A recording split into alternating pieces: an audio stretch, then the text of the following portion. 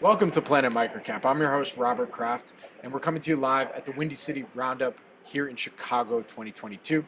Joining me right now is Ross Dove, CEO of Heritage Global. It's a publicly traded company. The symbol is HGBL. Ross, thank you for joining me today. How you doing? Thank you. Glad to be here, and thank you for inviting me. It's great to have you. So this is actually our first time doing an interview together. I've seen you do some interviews previously with some folks that I follow in the space. But can you start us off for those that haven't heard of HGBL? Quick overview of the company. Well, first of all, I've been trying for many years to get you to interview me, so this is a big honor, and I am finally really thrilled. You are pulling my chain right now. I'm thrilled. This is a big deal for me.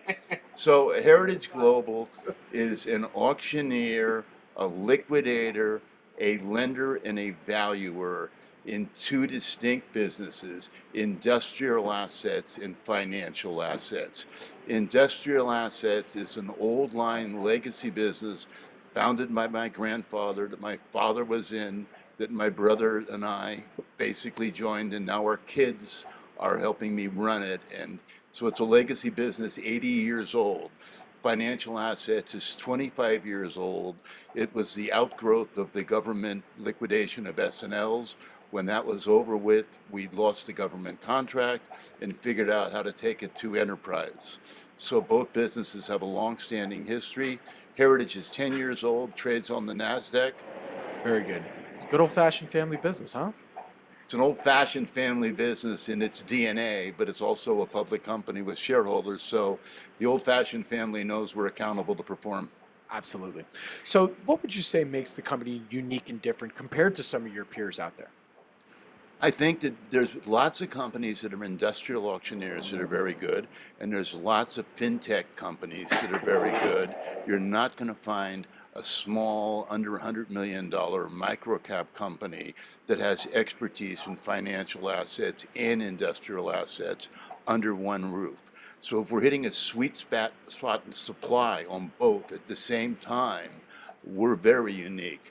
That you can invest in another industrial auctioneer, you can invest in another financial company, but can you put your capital in somebody who can take advantage of both in an economy moving to more supply in both? I think we're unique there. You're actually hitting on the next question I wanted to ask you. What would you say are some of the company's industry tailwinds that you want folks to better understand? So the biggest tailwind on the financial side is we went through a pandemic where there was not a lot of consumer spending. When there's not a lot of consumer spending coupled with stimulus checks, there was not a lot of supply of assets. People have taken off their masks, people are back on airplanes, people are back out in restaurants, people are spending money. Defaults are rising just naturally with more spending. There's more volume now. I see that business growing the next 2 or 3 years. There's also all this capital that's been put into fintech, and there's going to be defaults there that we offer a solution for. Buy now, pay later. You can't possibly tell me everybody's going to pay later, so there will be some product for us there. So I think that's a growth business.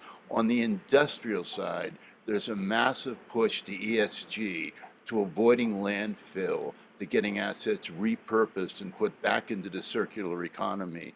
Nobody does that any better than an auctioneer, and no auctioneer does it any better than Heritage. So to close us out here today, from what you can tell us, what would you say are some of the company's value catalysts that you want folks to pay attention to for the rest of this year going into 2023? I think watch our Q3 and our Q4 earnings call.